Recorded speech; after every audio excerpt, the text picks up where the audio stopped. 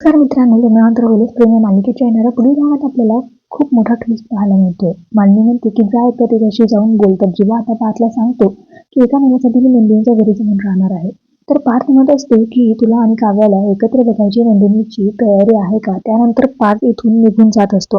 तेव्हा जीवा म्हणतो की अरे दादा, असं काय करते? माझं एकदा बोलणं तरी ऐकून घे. खरं तर अशी वेळच येणार नाही.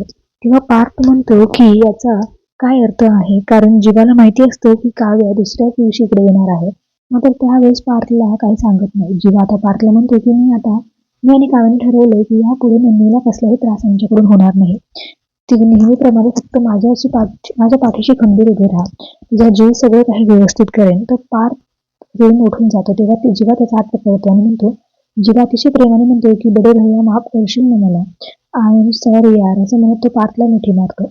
तर पार्थही आता जीवाला जवळ घेत म्हणतो की ऑल द बेस्ट छोटे. तर पार्थच्या तोंडून हे ऐकल्यानंतर जीवाला आता खूप आनंद झालेला असतो. पण तो आनंदाने पार्थला घट्ट मिठी मारतो. आता दोघा भावांमधलं प्रेम जे आहे ते आता पुन्हा एकदा पहिल्यासारखं होताना दिसतंय. पण आता बघूया पुढे काय होतंय, सगळंच पाहणं रंजक.